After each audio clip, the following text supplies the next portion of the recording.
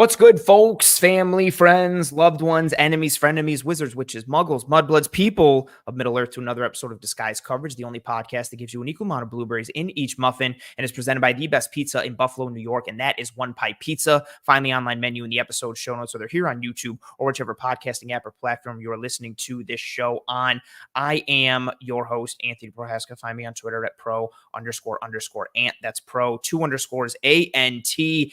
In this episode of Disguise Coverage, we will be diving into the Buffalo Bills versus Baltimore Ravens Week 4 matchup in Baltimore, a game that I think a lot of Bills fans had circled on their calendar and schedule for a multitude of reasons. The Ravens now potentially do as well with how they've started the season. It's a game between two teams that were talked about in terms of being favorites for the AFC, and I think still are favorites for that AFC. You have two heavyweight hitting quarterbacks that are involved in the MVP discussion every year, one of them winning it last year in Lamar Jackson. And as we do here on the show, we are going to dive into all of the critical matchup elements and important details that will determine this game between the Ravens and Bills. Scheme, structure, player analysis, position group stuff, coaching pieces, anything and everything is up on the docket as we dive through in this episode. And I say we because I am not alone in this episode of Disguise Coverage, bringing to the stage Mr. Spencer Schultz of the Exit 52 podcast and one of the best Twitter handles when it comes to being a sports-specific thing at Ravens for Dummies. I laugh every time I type it. This is your third appearance on the show now? Positive, but I enjoy your work. I want to say three. I think Ravens, Bills regular season, Ravens, Bills another, or maybe the playoff time as well. Maybe in the playoffs. Probably. I think I went on with someone else a few years ago. Also, at least cover one in general. This is at least 3 for me, I believe. That's fair. My brain is failing me in full. I can remember it's been a little while since they played. It's been a little. They played 2022. Last one before that was the playoffs. It's been a little while. That's fair, but it's good to have you back. You're awesome. Your content is awesome. I enjoy everything you do, and I appreciate you taking the time to join me. Welcome to the show. Excited to be back, my friend. Fired up. This is a fun matchup. Obviously circled for quite some time. Bills getting Monday, Sunday back to back. A lot of pizza being eaten, a lot of wings being eaten, a lot of beers and sodas being drank up there in Buffalo back to back weeks, huh? How do you feel about primetime games? Like, are you a fan of them? Are you a Sunday at 1:00 type of guy? I ask you that because I hate the primetime games just because I don't like having to wake up the next day.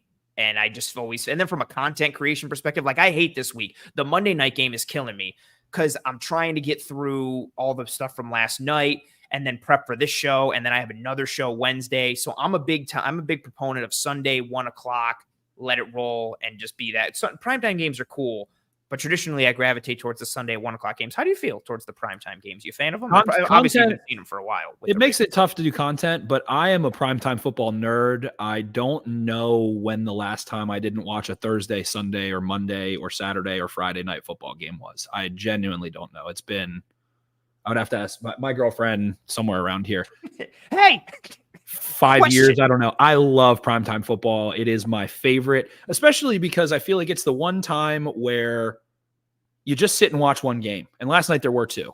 Is the caveat. But you just sit and watch one game. Red zone, even when I'm watching Ravens or watching, one specific game, you've got red zone, 2 screens, this, bang, bang, bang, bang, bang, in our attention deficit generation. I have it for sure. I'm on my phone still, of course. Yep. I can't stay off of my addicting little screen. But you sit and you watch one game and you listen to it. I'm a big fan of the Manning cast when they don't have like Kevin Hart or like someone random on. If it's a celebrity, they had Miles Teller on the last time they did it for week 2. Hated it.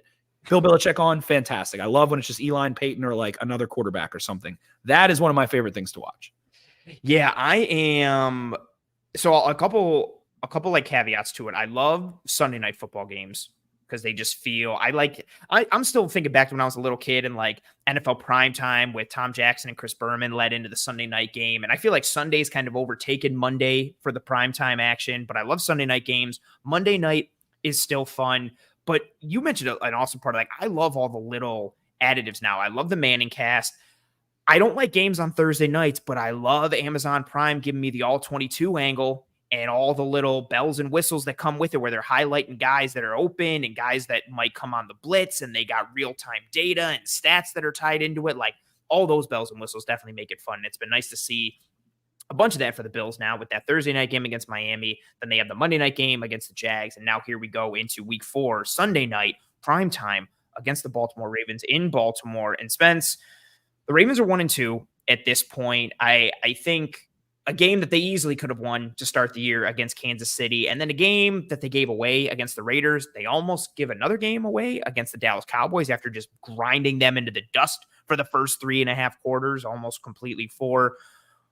Where are the Ravens right now? They're sitting there 1-2. How do you view them? How do you see them? And it's always, the Bill Parcells, you are what your record says you are. Are they truly a 1-2 team? Is this a team that's been hard done out by some bad things? Are they a couple moments away from being 2-1 or 3-0 in your eyes? Where do you see them right now, especially in terms of the larger AFC landscape as a whole? I think they're very much a work in progress. I think that the Ravens, and John Harbaugh spoke about this week, they value being smart. And I think people joke the league has caught up to them and their analytics and their comp picks and things like that. They're not the smartest guy in the room anymore, but they try really hard to be. They want to be multiple on offense and multiple on defense. They want to run spread, gun. They want to run under center, run game, play action game. They want to run pistol on offense. They want to be able to push the ball downfield. They want to work the tight ends, the fullback in. They want to hand the ball off. They want to get Zay Flowers and Rashad Bateman involved. They have 2 tight ends they really like to get working. Defensively, they've got a big safety they move around a lot. They've got a corner that they play on the outside and the inside. They've got a highly paid defensive tackle that kicks out. They've got a linebacker that they like to blitz a lot. They've got guys they like to move. They like to stunt. They like to simulate pressure. They like to play man coverage. They like to play zone coverage. They like to do middle of the field open, middle of the field close. They like to disguise before and after the snap. It's a lot. They do a lot. And they have some new faces. They have a new young defensive coordinator. Their offensive line is bad and is a work in progress, and has 3 new faces, 3 brand new starters at their positions respectively. Really, I mean, we'll talk about it, but 2 basically rookies, and that's been tough. That's been limiting because they want to attack you with this grand symphony where there's act 1, act 2, act 3. Oh, Kohler and Likely are on the field. Now Ricard and Andrews are on the field. Oh, now they're in 11 personnel. The offensive line needs some help. And I think it took until week 3 to realize, hey, we need to run a lot of play action. We need to run the ball a lot. The Cowboys defense, I think, is a little bit of fool's gold for the Ravens. Ravens run for 275 yards. I think anybody can run for 275 yards with the Cowboys right now. Such a bad the Ravens did it in a really cool way. It looked cool. There's a lot of cool highlights. Lamar's dancing downfield for 10 yards. Derrick Henry stiff-arming guys. I think a lot of teams can put up 200 yards rushing. Cowboys defense stinks. They're structurally unfit, schematically terrible. They don't have guys that are bought in or confident right now. They lost Dan Quinn, who had that defense cooking for a couple years. Mike Zimmer's back from Colorado. Doesn't look great. So that felt like a little bit of an extension of training camp in the preseason for the Ravens, where they were able to run the ball a lot, work it out a little bit, get the line some reps, get some confidence in the line. But I would say, again, to give short answer, work in progress right now. From the defensive side of things, kind of set the world on fire last year with what they were doing and kind of potentially leading the charge for that new identity of scheme and structure in the NFL and 3 safety looks and everything that Mike Macdonald was doing. He leaves. Zach Orr takes over, former Baltimore Raven himself. Where are you at right now on the Ravens defense with kind of where they are? Do you think it's just a matter of time for kind of finding their footing and adjusting a little bit and they'll get there? I think last year set the bar so high, really the past couple of years with what Macdonald was doing and then the pieces that they had on top of it. What do you kind of forecast for that defense this year? Do you think they start to scrape towards the levels that they were playing at last year? Or do you think with, out goes Macdonald and kind of outgoes that high ceiling potentially schematically that he had with him? I think that it's a similar unit. It's a similar. Zach Orr didn't come in to reinvent the wheel. They're not asking him to. They don't want him to. It's a team system. It's a system defense. Mike Macdonald was a product of working for both Dean Pease and Wink Martindale and Jim Harbaugh. That was the product of what they wanted. The Ravens, again, want to be multiple. They want to confuse you. They want to bring pressure in different areas. Zach Orr is still doing a lot of those things. I will say Mike Macdonald did have a propensity to understand what pressure to call or what structure to put on third down at a scary level. And he's doing that again with the Seahawks, that he knows when to get you where in terms of pressure, baiting things structurally. So Zach Orr has not quite, and the Ravens defense hasn't quite caught up to the disguise, the deception. They are still actively trying to. They're still going to go line up in a cover one press look and drop out into Tampa 2. They're still going to bring slot pressures from a Tampa 2 look. They're going to do a lot of it, but Mike Macdonald was doing it at an outlier level. The Ravens were almost never in the same look pre-snap in terms of coverage that they were post-snap. It was, I think, 72% of plays last year charted by PFF. They changed the pre and post-snap coverage look. Middle of the field, open to closed, closed to open. So they're doing that a bit. This year, it feels a little bit more like they want to sit back a little softer at times, especially when they do get a lead. They want to play a little structured. They'll still blitz. They'll still send pressures. I just broke down the Cowboys kind of coming back in that game. A lot of that was just fueled by simply recovering an onside kick. Yeah, the Cowboys scored a touchdown, recovered an onside kick. They end up being on the field. The Ravens defense is on the field. It goes from a 22-point lead to a touchdown. All right, they allow one touchdown finally, and then immediately an onside kick goes through Zay Flowers' hands. They're back on the football field. Like, oh, wow. Okay, we thought Derrick Henry was about to get the ball for like 6 minutes here. Yeah. And then Zach Orr, I thought it was a nice lesson of trying to snap back in from, hey, let's make them go the long way. It was like a 7-play drive for the Cowboys. It took 5-6 minutes. Perfect. That's what you wanted, even if they scored. But then you've got to snap back into it because suddenly it's only a 2-score game and you need to get your guys bought back in. And it's not a blowout anymore. Oh, the Cowboys have the ball at midfield. So I thought that was a nice little lesson considering they were able to hold on. The critical plays to me in that game were kind of the 2-point conversions. They were able to stop them both times when they needed to. Take away CeeDee Lamb. Cowboys tried to force the ball to him twice. If they didn't make those plays, they might be 0-3 right now. Those 2-point conversions were huge. So I like what I see. Their run defense is nasty. Their big boys up front are nasty, and I like that a lot. I think a lot of it was just little leverage. It's little leverage things. Oh, we got a rookie corner, Nate Wiggins. He can't lose inside. He let his guy get inside leverage on him and run a slant for 24 yards.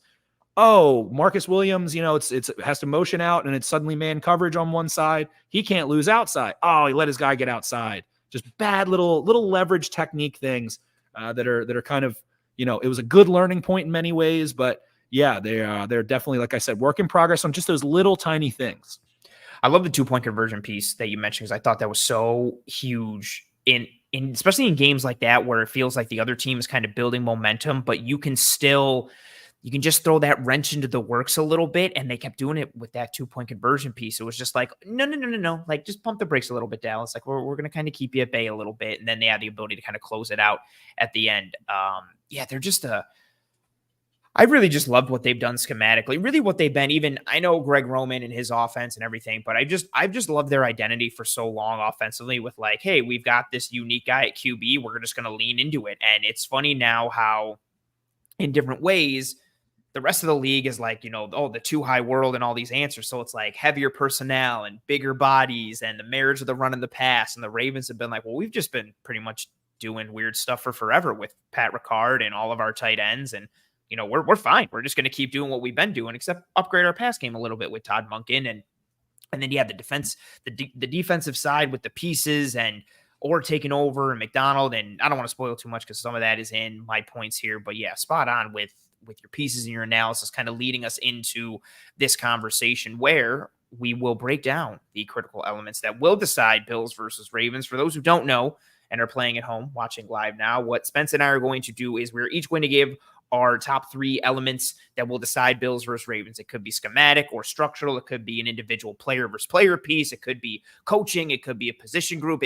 Anything is up for grabs. I don't know his answers. He doesn't know mine. For those playing at home and watching live, feel free to put your answers into the chat. Feel free to throw ours into the fire and drag them if you think they're terrible. Whatever you got, thoughts, questions, comments, concerns, put it into the chat. I will pull up everything as humanly and as physically possible. Spence, you are the guest, so you can start. Floor is yours. I don't know if you have them ranked like 3-2-1 or 1-2-3, but whatever you choose, feel free to start with that and have at it. I think the biggest key for this game is if the Bills can force the Ravens into 3rd and long consistently and expose the Ravens offensive line by doing so. Because what is the Bills system? Kind of similar to what the Ravens do. They want to make you dink and dunk the football down the field. They'll give you some 15-yard gains. They'll keep their safeties high a lot. They'll play a lot of nickel. They'll tackle really well. Their linebackers will close some windows, and they're going to try and stop the run. They've got some big athletic dudes, Russo, Epinesa, all those big boys up front. Epinesa is one of my favorite college prospects in the last few years. I don't know what they did to him, making him so thin. Yeah. It took years for him to emerge as this thin boy who's quick. It's been driving me nuts, but I'm glad to see he's making such a high impact. Broke my heart what they did. I wanted and him to also be too, like not only that happening, but it happening during COVID. So it's like, hey, welcome to the NFL during COVID. We can't really meet a person, and we really need you to change your entire body composition and thus your play style, and then relearn everything on the fly in the NFL. Thank you so much. See you at camp. It devastated me. I at first saw him, I was like, why is he so thin? Is he okay?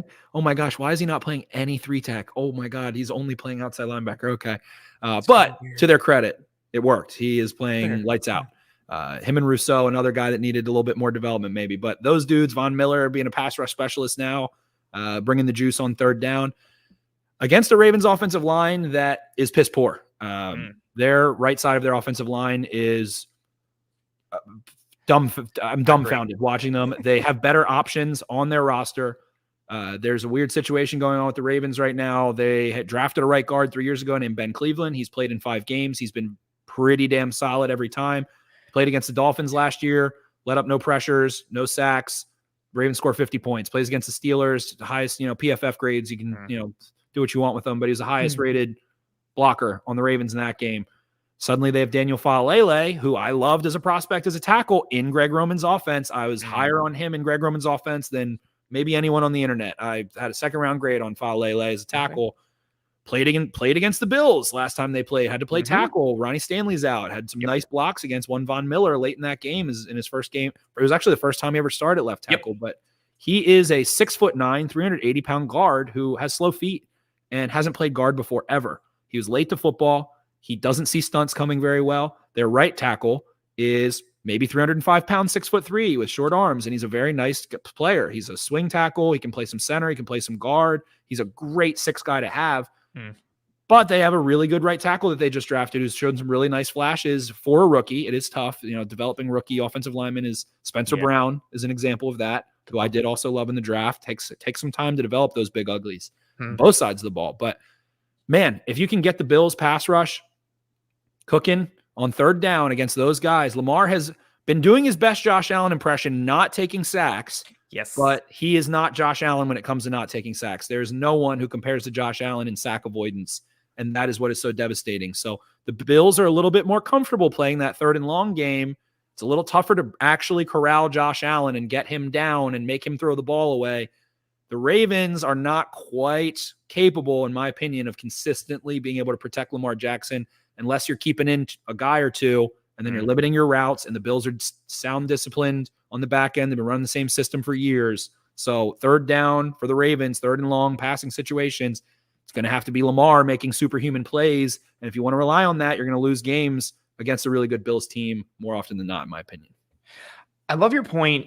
I mean, all of them, but leading in with Cleveland, because that confused me. Like, I just assumed that he would be their starting guard this year. And I just continue to see Faalele just struggle significantly, especially in high leverage situations, and especially against higher level talent. I just don't get it. And then it's funny too, juxtaposing the right side with Linderbaum through Stanley. When healthy, Stanley's awesome. I loved the Ravens taking Voorhees last year, letting him redshirt after that injury. I loved his USC tape. I was legitimately sad when he got hurt during the draft process. And I was sitting there pounding the table for the Bills. I was like, take him on day 3. Just let him sit, let him heal. I don't care. And then, of course, you mentioned in the intro, everybody's kind of catching up to the Ravens now, and they're not the smartest guys in the room. But I was like, of course, the Ravens would be the ones to kind of pull that Voorhees card. And then, he's starting this year for them, and just juxtaposing that left side with the right. And I think back to that opening game against the Chiefs, and it felt like every time Chris Jones was just abusing someone, it was on that right side, and he was coming through that B gap, or lining up in the B at 3, and then coming through that A. It was just that right side was constantly under fire. And and again, my ear isn't to the ground with them like it is for the Bills, but you highlighting that is also kind of gives credence to the thoughts that's been in the back of my head, because I was like, why isn't Cleveland playing? I just don't is it because his name is Cleveland and they just don't want any Browns references there? I was like, I just don't get it. And you know what's funny too, even within that, I thought so really great pull from you in terms of like pressure to sack percentage. I tweeted this earlier. Out of 35 qualifying quarterbacks, Josh Allen this year has the lowest pressure to sack rate at 6.9%. He's always one of the best year in and year out. It's usually like him and Mahomes in the bottom three in a good way. Lamar has the fifth lowest at 12.5. And he's been under siege a lot more than the numbers necessarily indicate. So out of 31 qualifying quarterbacks, Josh Allen has the fourth lowest pressure rate in the NFL at 23.8%. Lamar has the fifth lowest pressure rate at 25.9%. I thought it was going to be higher just because, like you, I kind of think that offensive line is very worrisome in pass protection, but the numbers didn't show it. And again, maybe it was just that Kansas City game sticking in my head. And I know the Raiders didn't get after him too much. And then that Dallas game was just, we're going to run it a million times and grind you into dust. But that offensive line is still obviously like a worrisome piece. Certainly. And like you said, they didn't really throw the ball against the Cowboys. They had 6 straight dropbacks, no play action, no screen. They allowed pressures on 3 of them. Raiders. That's crazy. Yeah. They just didn't have to throw the ball basically. And guess what? Their offense did great because they didn't have to get into 3rd and long. That's right. And when they did, it was bad. It's crazy how offenses do better when they can avoid straight drop back situations and or make defenses not know when they're going to have a straight drop back situation. Exactly. And that's what Joe Brady's been doing a great job of up there in Buffalo. Yes. And with that, the Raiders, the Raiders towards the middle of that game didn't get a ton of pressure. There's a couple, Christian Wilkins won a couple. Max Crosby basically bookended the game with sacks. He had a huge sack in the first quarter, almost immediately. Might have been their first drop back. Can't remember, maybe 3rd at the latest. And then the Ravens have the ball in a tie game after putzing away a lead and then go into a straight drop back with 3 minutes left for some reason. And Max Crosby, everybody's got a podcast, goes on his podcast after and says, oh, I saw Falele there, and it looked like I might be getting a set where he's going to be one-on-one, and he just ran right by him, just ran right in front of his face. The best pass rusher, arguably, I mean, you can say arguably in the NFL, and I don't think that's a big thing. You can put him right up there with Watt and Bosa. No, I love that, especially considering he hasn't had a running mate for years, and it's just been him and everybody. The Micah Parsons treatment that the Saints gave Parsons in that game between Saints and Dallas, where Parsons was like, oh, they had me running through a maze, and they're sending tight ends and running backs and chipping him. He's going against 2 or 3 guys. Everybody's been doing that against Crosby for years because they have no one else up front. So it's like, let's just send everybody at Crosby, and he still produces efficiency numbers and volume and no jinx, never comes off the field. Like, it's just 100 miles an hour 100% of the time for like 90% of snaps. Yeah, dude is just a monster. And so, yeah, he's licking his chops there, especially because he loves to rush off the defense's left, the offense's right, and then seeing that Ravens right side, 1,000%. Feasting on him. So, when they lose, it's bad. And when they run straight dropbacks, it's a little bit worse. They're like 16th, but when they lose, it is so instant and so clean. I can think of Christian Wilkins. You mentioned Chris Jones. I can think of Crosby. I can think of Parsons in this one once. It is so immediate and so clean. It is devastating. It is dead into Lamar Jackson's face. Luckily, he's a road runner and can get around a little bit of it.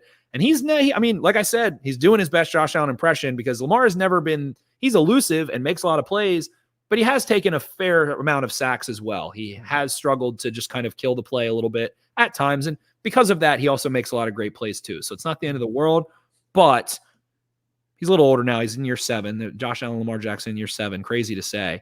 Right. 6, 7. 7. Yeah. Yeah. You know why I remember 7? Because who is Chris Long, who has the podcast, former Eagle. Chris Long. He did, I think it was after the opening game of the season when the broadcast talked about Allen being whatever, I forget what crop his family farms. And Chris Long looked it up, and the life cycle of when that crop is perfectly ready to be harvested is 7 years, and Josh Allen is in his 7th year. So Chris Long was Super Bowl for the Bills, tying it into his farmer background. That's the only reason I remember it's year 7. I'm horrible with those number pieces. Love that. Yeah. FFA president Josh Allen, right? Right. Yeah, that's right. Actually. Yeah, I think so. Yeah. I was in the FFA in high school. So that's awesome. I like that. It's funny just to see. Yeah, in year 7. I still remember going back. I wanted the Bills. The Bills had so many high value picks in that draft. I wanted them to stand pat, and I was just clamoring for them to take Lamar Jackson at the end of the first round. I was like, he's a better passer than everyone gives him credit for. Just take Lamar. They ended up packaging a bunch of picks, ended up with Josh Allen and Tremaine Edmonds, but I wanted them to just stand pat, take Lamar, and then just, get that, use all of that bevy of pick value. I'm in a similar, so obviously I have my 3 as well. I'm going to go with one that kind of ties into yours a bit, and I spoke on it a little. I just titled it, Who Can Win the Pressure Battle and Also Mitigate the Quarterback Run Game. I mentioned a couple of those pieces in terms of pressure rate for guys, but also the ratings went under pressure. Josh Allen, a QB rating of 117.2 went under pressure this year, which is obviously very, very good. Lamar Jackson, a rating of 101 went under pressure this year. Very, very, very good. Josh Allen first in EPA per dropback at 0.59. Lamar is 11th at 0.04. Allen, his EPA per rush is 0.78 on 17 attempts. Lamar's is 0.32 on 35 attempts, so pretty much double. Allen has a 70.6 success rate when running. Lamar has a 60% success rate, which is really great considering he has pretty much double the attempts with 35 to 17.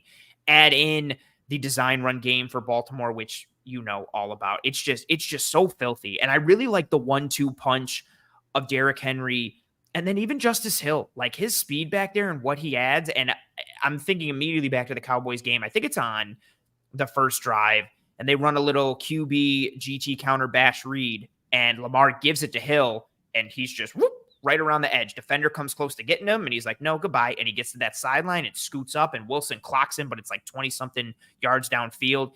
His speed, where Derrick Henry kind of needs that runway a little bit, and then once he gets going, he's a runaway freight train. Hill does not. He can go from 0 to 100 in the blink of an eye. And how that design run game pairs with Lamar and pairs with Henry and all of them in conjunction with one another. And then what they're doing from under center, what they're doing from gun, what they're doing from pistol, Lamar in terms of his scrambling, all of that tying in together. And then again, from a pressure rate standpoint, what you can do to impact the pass.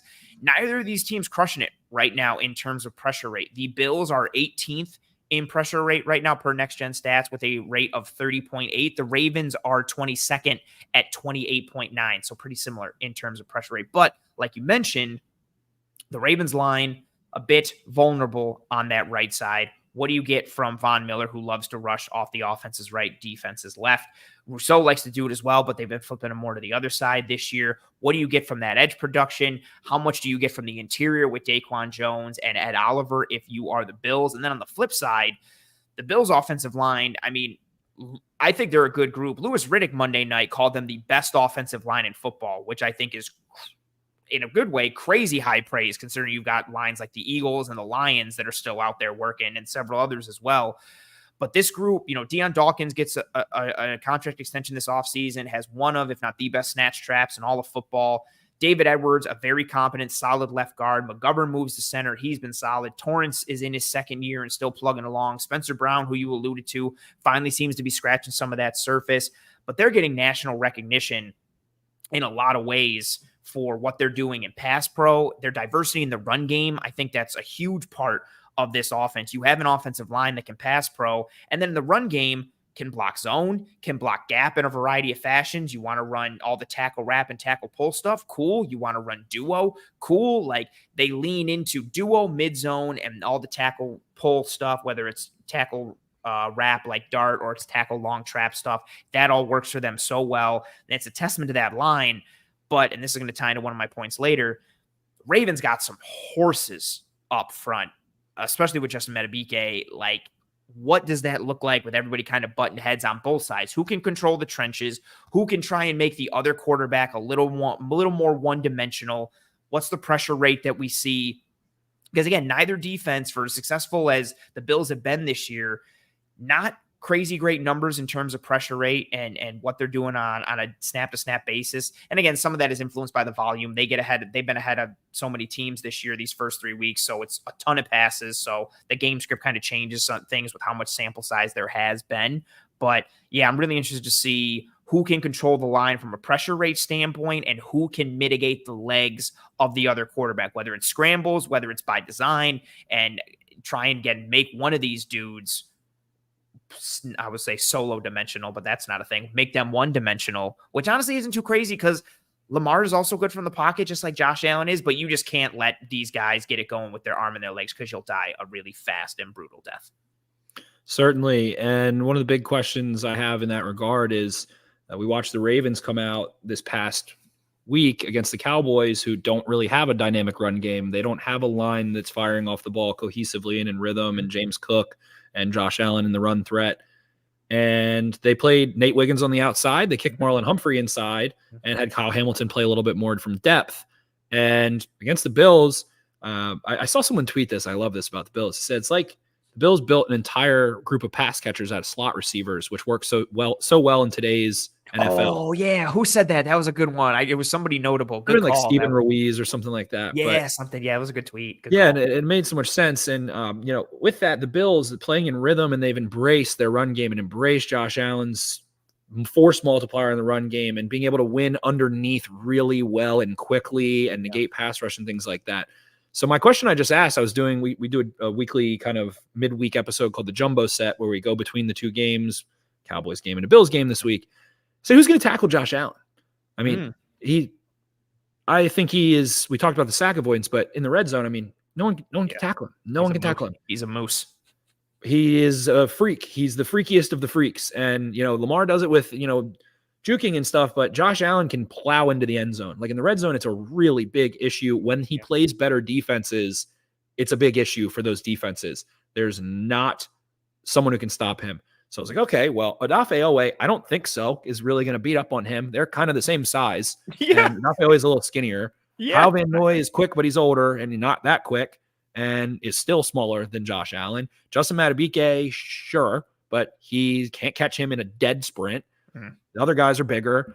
Roquan Smith, love him. Tiny guy in comparison to Josh Allen. Trenton Simpson, sure, I can put him in that category, but I don't know. Has Trenton Simpson ever played quarterback like Josh Allen? Yeah. I don't know. That's kind of first time you called him a moose. First time you see the moose running, the freight train. What do you do?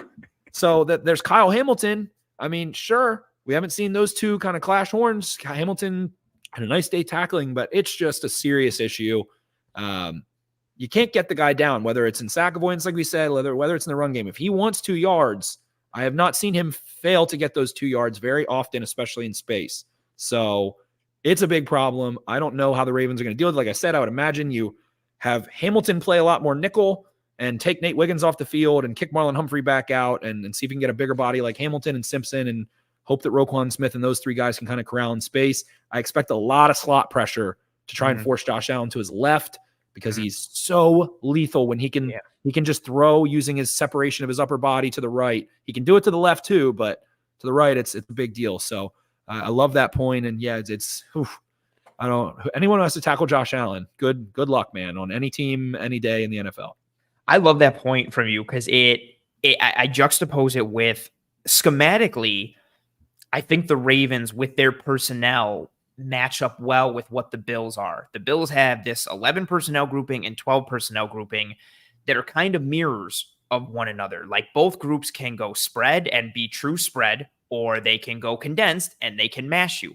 And it's, this like, how do you match up with a team like that? If you're a nickel defense, do we take the nickel out? Do we go base? Okay, can our third linebacker cover? Are we, vulnerable in play action pass or just in general against the pass?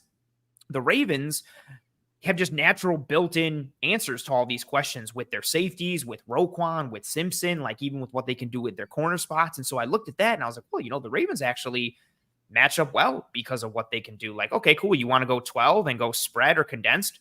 We can match you. Oh, now you want to go 11 and do the same thing? Cool. We can match you. But then I was looking at the Allen part and I was like, yeah, but then who matches up with Josh Allen is like the +1 from a size and athleticism standpoint. Yeah, it's so interesting to see that because on the one hand, I'm like, oh, they're a really good fit and a really good matchup. And then on the other hand, I'm like, oh, but then do the Bills have the trump card? Like, I don't know. It's tough, man. It's got to be a group effort. You have to figure out how to get your defensive tackles to help you. I think in many ways you have to try and force him back where the big boys can come grab him because no one else is. I love Kyle Hamilton to death. I think a lot of Ravens fans might be like, oh, Kyle Hamilton. I don't know, man. I don't know. I do not know. It's tough. It's tough. I mean, you talked about it too, like the difference with Lamar. Like you're trying to tackle Lamar and he's going to shake you, like pretty much. So you're trying to break down and be like, okay, don't get shook, don't get shook. Allen has a little wiggle, but is more just like, a moose. Or Allen's like the quarterback version of Derrick Henry. And then it's like, well, how do you? He's like the Derrick Henry version of Derrick Henry, to be honest. I mean, he's that's fair. fucking so huge. What do you do? Sorry for cursing, but and everybody, no, you're good. And everybody's always talks about it for years. Like with Henry, once he gets going, it's like, oh my God, what do you do? But Allen's in the kind of similar category. And for so many of like the Ravens DBs from a corner perspective that are on the smaller side a little bit, and then the dudes that are bigger still aren't really as big as Josh Allen. And then the guys in the front that are bigger aren't as fast or as athletic. Yeah, it's just a fun dynamic. Even on the other side, too, for the Bills, like, okay, who's fast enough to stick with Lamar? And then if you're fast enough, are you agile enough? Like, what do your feet look like? Because you can blaze after him, but he can stop on a dime. And are you getting thrown by? What does that look like? Yeah, the quarterbacks present such a really interesting dynamic. And then tying that into the Ravens offensive line. And then even on the other side, the Bills offensive line. Yeah, it's a really fun piece. And obviously, again, everything revolves around the quarterback. So obviously we start with points that kind of tie to the quarterback, which breaks my heart as a defensive guy. But, it is the way of the world unless they ban two. I mean, especially when these two are on the field.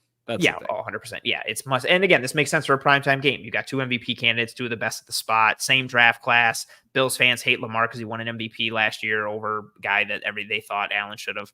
Man, so many storylines in this one. All right, so we've each gone through our first points, unless you have anything else to add to wrap that up. Are you good to go? Somebody's got to make a tackle. That's all. That's fair. Somebody tackles. Who's going to tackle? Who's going to tackle the elusive goose or the big moose? Nice. Oh, that's very. Was that planned or off the cuff the right cuff, now? Baby, off the That's cuff. very good. You need to go with that. Like market it, trademark it, tweet it a whole bunch. I like that. And you know what? It's funny too. Like, not even just they keep that conversation going, but I just feel like I don't know if it's because of like two-a-days don't happen anymore, or the lack of padded practices or contact. Like tackling, I just feel like everybody talks about it every year. Like I feel like tackling gets worse year after year. I disagree. I think tackling is the best it's been in a long time. I think from a technique perspective, you get some really nice stuff now, especially from a safety perspective and how guys get through. But I feel like missed tackle rates and broken tackles, you get dudes who are just like, when it works, it's great.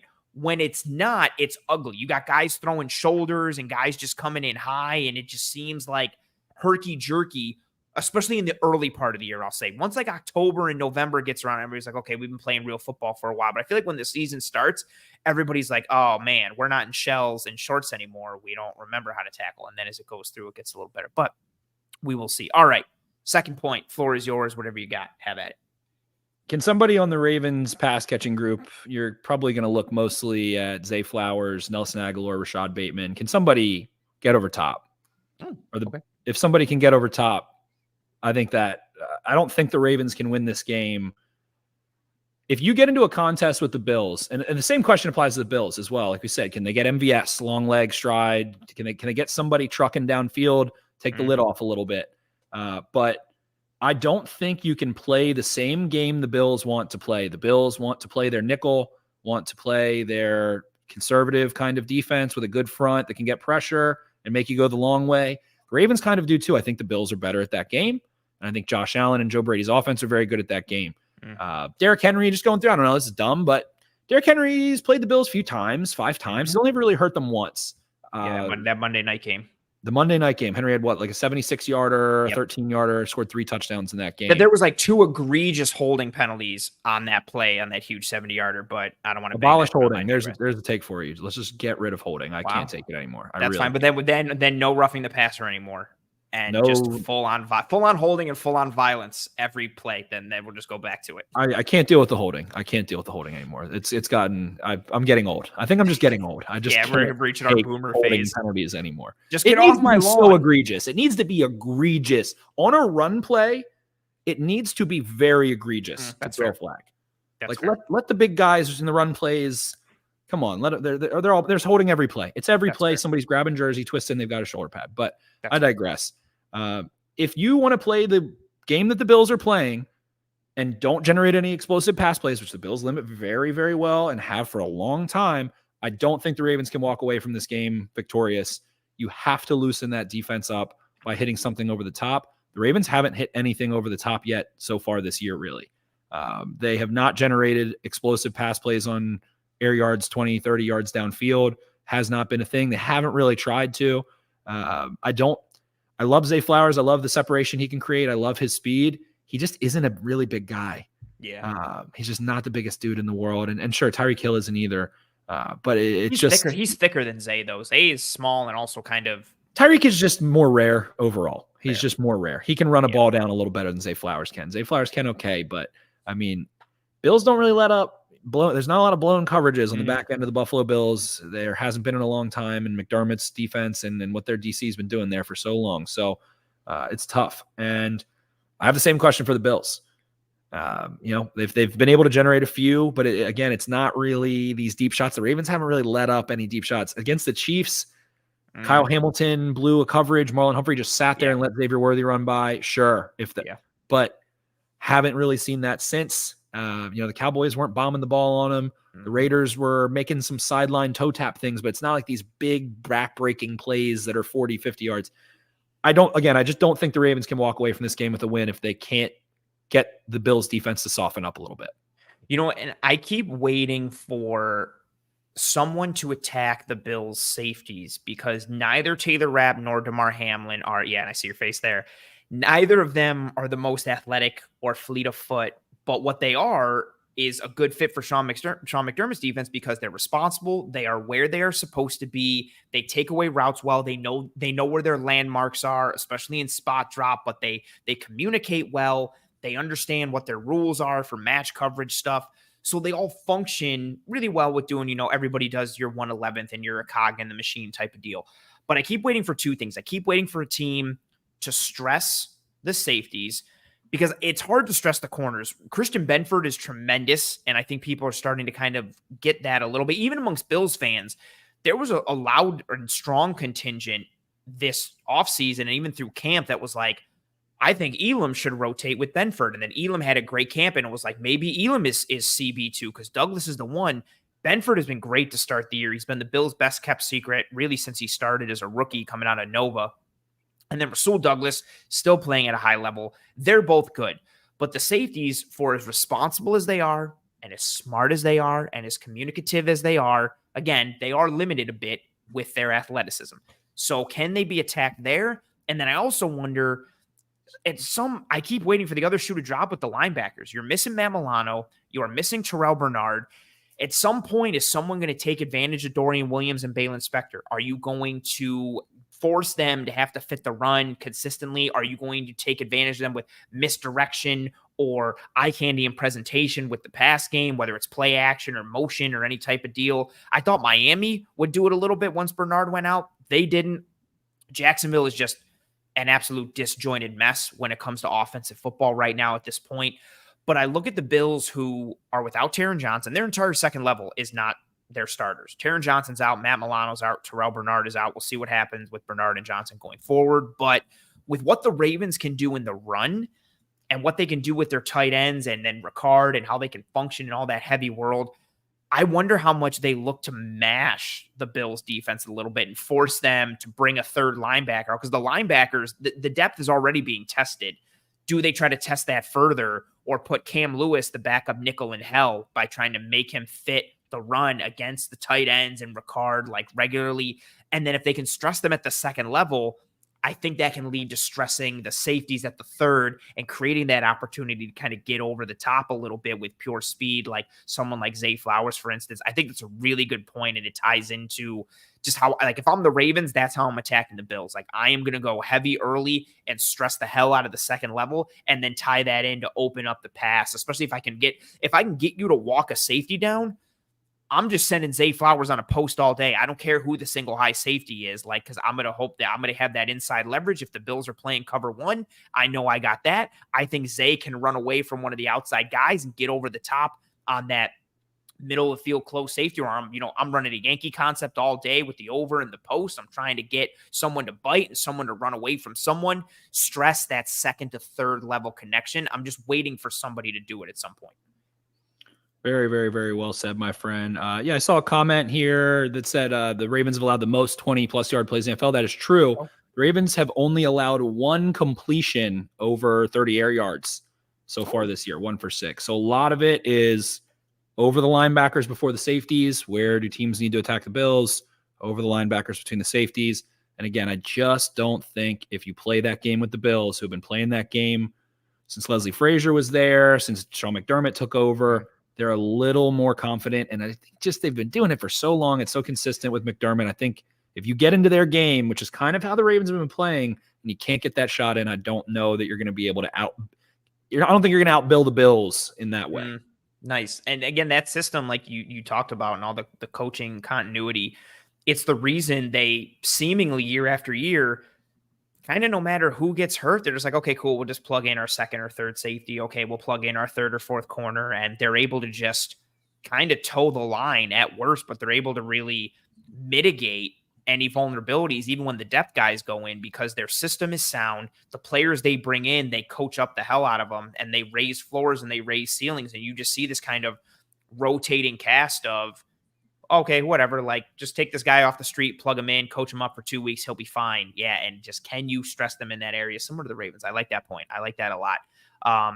My second point is pretty straightforward. Just the Bills mitigating the Baltimore Ravens run game overall. That's an area that I'm hugely worried about, just with where the Bills are as a defense. And again, game script has affected this just from a sample size perspective. The Bills get out ahead against Miami, then Tua is out. They're out in front immediately against Jacksonville, so you're not seeing a ton of teams run against them. The Cardinals had a ton of success in the first half of week 1 against the Bills, especially with just pin and pull, like basic pin and pull. The Bills could not hold an edge. They were getting gouged and mashed left and right, but they course corrected a little bit in the second half there. But all of that combining in these first 3 weeks, the Bills defense has the 7th highest EPA per rush allowed. Also relevant, they have the 2nd highest EPA per rush allowed when they have a light box. They have the 5th most runs of 10 or more yards allowed. They are 18th in stuff percentage. They allow the 10th highest yards before contact per carry, the 13th highest yards after contact per carry, the 3rd lowest rushing yards over expected allowed, which is nice. And then again, game script, they have the 7th lowest run percentage because just of how these games have played out. So you talk about the Bills' run defense. It's been vulnerable a little bit. And then you look at the Ravens run game. We touched on it a bit, but just some stats for you folks in case you wanted to quantify. The Ravens run game, 2nd in EPA per rush, 2nd in rushing EPA, 3rd in success rate at 50%, which is crazy impressive, especially along with the EPA with how much they run the ball. They're 4th in total rush attempts, 7th in run rate at 52.8%. They have the 5th lowest stuff percentage. And for those who don't know, stuff percentage is amount of runs that go for 0 or less yards. They are 2nd in rushing yards per game at 203.3. Again, that Cowboys game heavily affecting it. Green Bay is 1st at 204, but the Eagles are 3rd at 167.3. So the Ravens and Packers are in a class of their own. The Ravens are tied for 1st in runs of 10 or more yards. They're 3rd in rushing yards over expected. They're 1st in rushing yards before contact per carry. They're 11th in yards after contact per carry. And all of this tying into Lamar Jackson being 11th in EPA per dropback. You got to limit that run game. And I don't care who it is because it's everything. It could be Lamar on design runs. It could be Lamar on scrambles and off script. It could be Derrick Henry. It could be Justice Hill. So much of the Ravens' success is tied to that run game. And then what can they do with play action or the read element? And what are you accounting for and how? And then again, like I mentioned with your second point here, tying that into the Bills, who have been a little susceptible to some run woes at times this year. And again, you're just playing with all backups at your second level. And Cam Lewis has performed admirably. Dorian Williams has been not a vulnerability like he was last year. And Balin Spector, I think, has been better than I thought he would be, especially from a communication and play recognition standpoint pre-snap. But some of his fits still need work. He will be a little late in his processing and diagnosing against the run. He has to come off blocks better consistently. I think so much of this game is, and again, like it is every week for the Ravens, like I think they start just on install days in the week of like, okay, this up next team we're playing, can we just mash the hell out of them and win this game by doing that? I think that's a fair question to ask with this Bills defense, given how they haven't been tested there, where they've struggled a bit, and then how new they are at the second level. I think this also ties into your first point where you talk about the Bills defensive line against the Ravens O-line. Ravens O-line, good run blocking unit. You tie it in with scheme and structure, a little more vulnerable in the pass. If they can lean into the run, obviously you limit the true drop back scenarios. You limit the vulnerability you have with your O-line, play on that front foot. I think that's obviously such a hugely important piece given who the Ravens are and who the Bills might be defensively.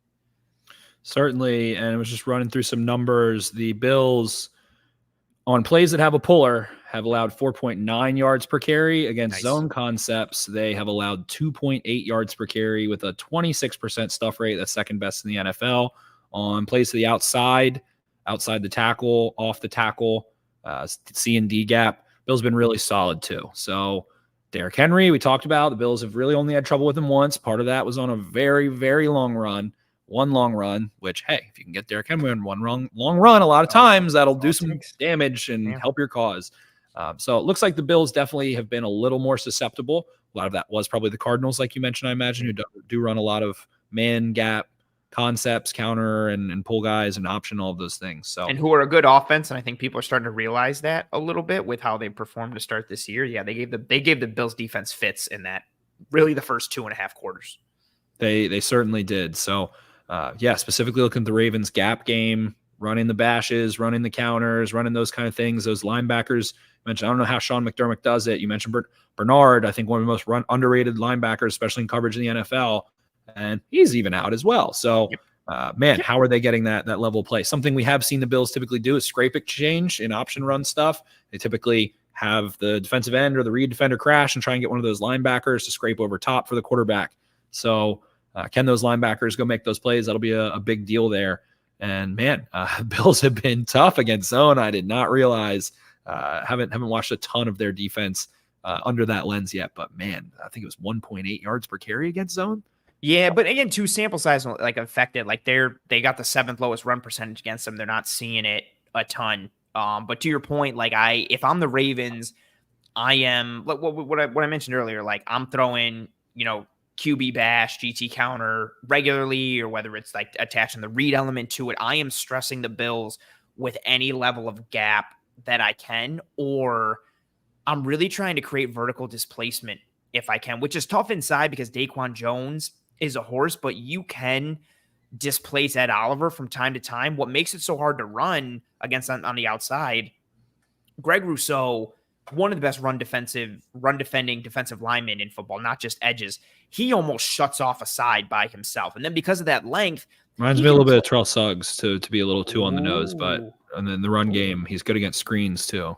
Yes, and just he's smart. He's got the length, and for a dude who doesn't have the best change of direction, he has enough of it. And he's so sound with his run fits. Like he can just long arm a tackle and just sit in that outside gap. And if you cut it back inside, he'll just reach that big paw back inside, and then he'll just grab you and he can cover it. He can even when he's one gapping, he can still cover 2 gaps because the length is there, the stride is there. He almost shuts off a side, so he makes it hard to run on that outside. AJ Epinesa has been better in terms of setting an edge. And Von Miller, an underrated aspect of his game this year, he was one of the few guys in that Arizona game when Arizona was getting the pin and pull working early. He shut it off in that first half a little bit. He just didn't have a ton of run defense snaps. He was getting upfield. He was meeting the first puller, gumming up the works a little bit.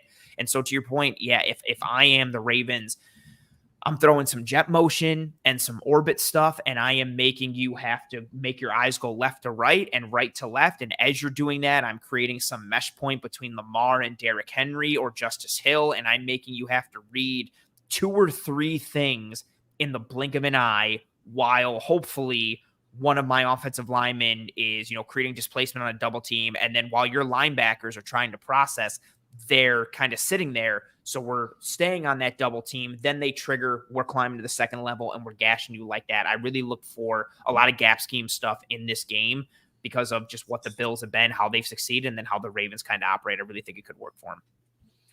It's a great point. And somebody tweeted at me earlier today, a buddy of mine, and he said he was listening to Daniel Wilcox, former Ravens tight ends podcast. And he said, you get about 60 snaps a game on offense.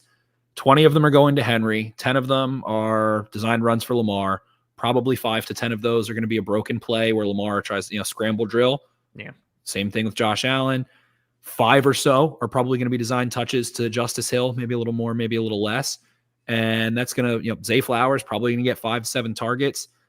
So if that is the way you want to go, I think you are making a mistake by not using Isaiah Likely right now, who's the best yards after the catch guy you have. And I guess this will just really be my third point. Can you get Isaiah Likely the football in this game? And you mentioned Taylor Rapp and Damar Hamlin, who are smart. They have played well, consistent. They're doing their job. They're doing their assignment. I don't think those guys can tackle Isaiah Likely in space. I think he is a mismatch. If you can get him down on them, especially Damar Hamlin, who's not the biggest guy on earth, and Taylor Rapp, he's a little bigger. He's used to bodying around with the tight ends, but can you get Isaiah Likely in space? If you only have so many, and the comment, Mark Andrews, lack of fantasy production, everybody's looking at him right now. Charlie Kolar played a lot in this one. Pat Ricard played a lot in this one. Like I said, Cowboys can't stop a nosebleed in the run game. So I think that's why those guys aren't getting targets. The Bills can stop the run. They can stuff the run. They are doing it. They have done it. They've done it for a long time. So I'm looking to Isaiah Likely is a guy that needs to be part of those 60 plays, needs to have 5, 6, 7 touches. He is so good after the catch. He is so strong. He will move the chains and create explosive plays for you. He has a big catch radius. He can run and track the ball. So I'm really looking at, can Isaiah Likely be a difference maker? I guess is my kind of third point here. Can the Bills take him away? Are the Ravens going to use him in a way that would make sense considering the matchups, considering what the Bills can do in the run game? I'm kind of just looking at him and those Bills safeties and linebackers as a key matchup because he has been sensational over the last about calendar year since Mark Andrews broke his leg, especially after the catch if you can get him the ball in space. I like that point a lot. And I think that also ties into, obviously the play action game and tight ends tie into the run game and formations and personnel and alignment and all that kind of stuff. The Bills, for as much as they've been like a team over the years, it's like missed tackles and broken tackles, or they'll give up some chunk plays. They're usually good in stuff percentage or creating negative plays. Like they'll give up, a couple first down carries for 8 or 6 yards. But then like the next first down, you run it and they'll stop you for like a loss of 3. And then it's 2nd and 13. But with that aggression comes the ability to kind of get misled a little bit with the play action game. And with your younger linebackers, like I look for Likely, Andrews, but you mentioned that athleticism piece of Likely. Yeah. Can he stress the middle of the field? Can he stress that linebacker to safety connection? How do you choose to match up with him? Like, I don't think, and this isn't a knock against Rapp or Hamlin, neither of them are the athlete that Likely is. And then I think Dorian Williams can match him from an athleticism standpoint, but I don't think he's there from a process and recognition standpoint. So can you get on top of him a little bit and cause him to just peek in the backfield a little bit, and then Likely's running past him? I like that element a lot. And again, it ties into, if I'm the Ravens, again, like I'm looking for a heavy tight end target game. I'm trying to attack the middle of the field, especially in like the high underneath to low intermediate. Like I'm looking for completions from like 8 to 14 yards and like in between the numbers. And that's where I'm peppering. That's where I am attacking. And then obviously tying in like, do some play action, do some boots, get some slide routes, get it out to Likely earlier with that, whatever the hell you want to do, try and mislead with those eyes. I like that point. I like that point a lot. Do you think with what the Ravens have at wide receiver versus what they have at tight end, and then with what the Bills have at corner, do you see this as a game where the Ravens almost kind of like, you can't obviously willingly or voluntarily shut off an area of the field to yourself, but do you see it as a point where they're like, screw it, we're not going to go outside the numbers because that's where the Bills coverage strength is, and we're just going to try and hammer them and attack the middle, attack between the numbers, and just put the linebackers and safeties in help? I think that it just depends on what looks the Bills throw at them. I don't think they're necessarily going to back away from the player perspective of it, but if their Bills are playing a lot of outside leverage, no, I don't think they're going to try and get into a blind spot and work back to the outside and do all that against this pass rush specifically. I'd expect if the Ravens win this game, it's not going to be without using a large percentage of play action and throwing the ball over the middle of the football field. And working those linebackers, like you said, of that secondary and of the Bills' structure in general. They are designed to not get the ball thrown over their heads. Yep. So there's take what the defense gives you. There's try to bait something. There's, forcing it, all of those different things.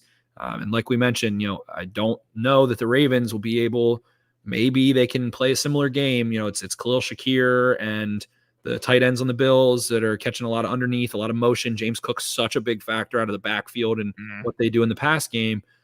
But again, I just don't know, especially outside the numbers. You nailed it. If I'm trying to do something deep, I'm trying to run between those safeties and have a receiver run under the ball, put too much air on it, and miss over the top instead of, letting the safeties not have to run on the way. So, I mean,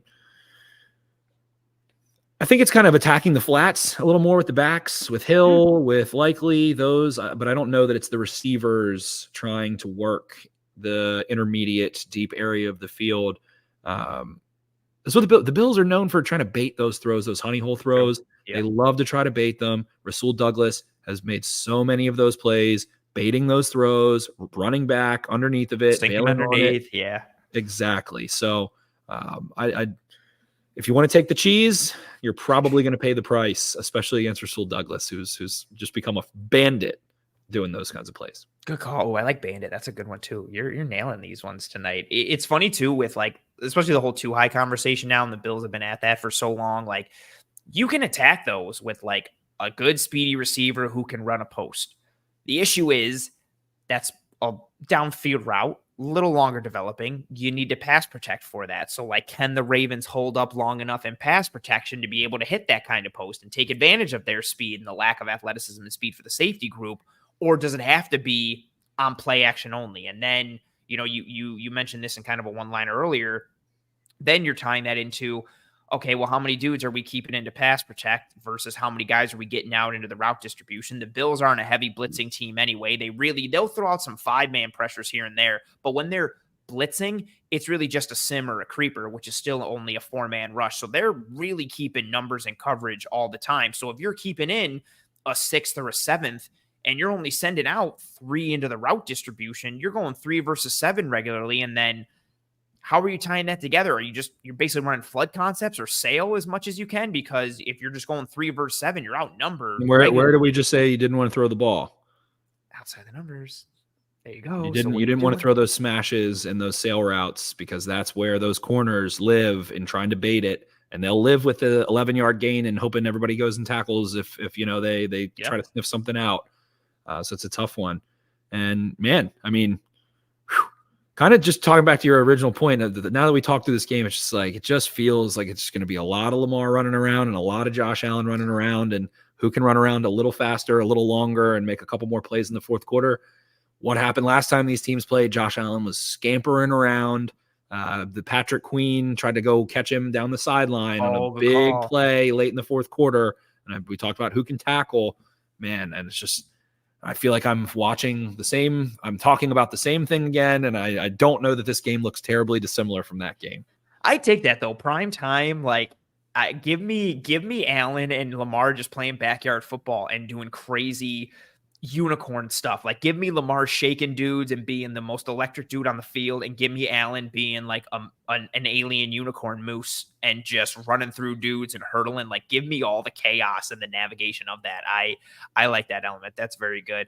My last point, I kept it pretty not generic, but I cast a wide net, focusing on the Bills offense versus the Ravens defense. So, and it's part of the reason why I asked you about Zach Orr and this defense schematically versus what they were last year. So I titled it Scheme versus Talent, the Bills offense versus the Ravens defense. And with how it's played out these first 3 weeks, again, Bills offense versus Ravens defense, I think the Bills have the scheme advantage with their offense versus the Ravens defense. The Bills, with all the motion, with all the play action, they are sitting there right now. Also just the rhythm of all of it, firing off the ball, the receivers knowing where to go in soft spots with intention.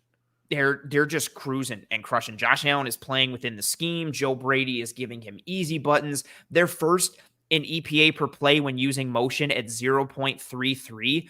For reference, the Cardinals and Saints are second at 0.13. So a pretty large discrepancy. And then the Bills are first in EPA per play on play action at 0.98. So almost a full point added per pass when they go play action.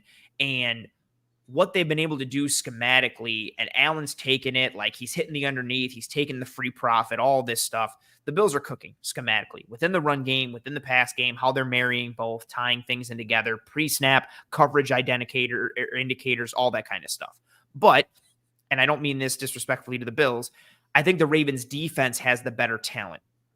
And just starting, Justin Madubuike, Roquan Smith, Kyle Hamilton. I think all three of those dudes are in the conversation for best player at their respective positions. Like if you're thinking, who are the best kind of like defensive tackles or defensive linemen? Who's the best linebacker? Who's the best safety? All three of those guys are like in the Rolodex that people are going to rattle off in their mind for kind of deciding who's the best. I personally think highly of Odafe Owe and Travis Jones. I know Travis Jones has been unbelievable so far this year. Just right off rip against Kansas City, knockbacks and just creating displacement and playing in the backfield. I'm so happy to see him succeed. I loved his tape. He was like the absolute darling of draft Twitter. Yes, and he was one of the few like darlings that is actually kind of panned out. Like usually that guy that's like everyone's dark horse never works out. And he has, and it's been awesome to see. I think they have 3 legit top tier dudes and then a good cast of, or a good supporting cast of B- to like B+ or A- guys. So I think they have more talent than the Bills offense, but I think the Bills offense is humming more schematically, pushing the right buttons, pulling the right levers. So what gives in that matchup? Does the Bills scheme overrun the Ravens talent, or vice versa? Does Ravens talent overcome the Bills scheme? And then within that, which side can kind of step up in the area they're somewhat deficient in versus the other? Do we see some Bills players step up and kind of win the one-on-ones and go out and get a bucket? Do we see the Ravens start to find some more of their schematic self from last year and kind of settle into who they are this year? And then even just tying into what the Bills are. So I mentioned what the Bills are with, play action and motion. The Ravens defense, 10th lowest EPA per pass allowed on play action and 11th lowest EPA per play on plays with motion. So they've kept teams in check when they go play action and when they use motion. And then tying into your, something you mentioned earlier with coverages and everything guys like to run.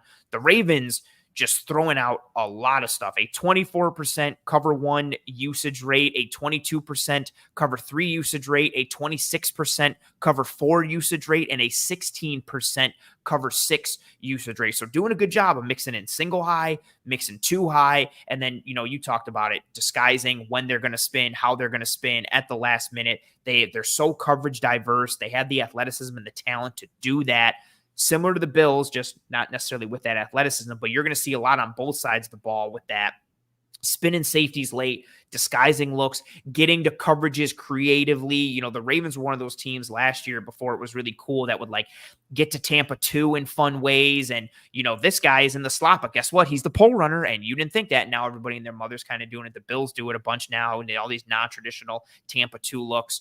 But I really look on that side of the ball of just the Bills. I think I don't think they have an abundance of talent. I don't think you look at them on paper and you're like, wow, like look at all these names, but everything's clicking and humming.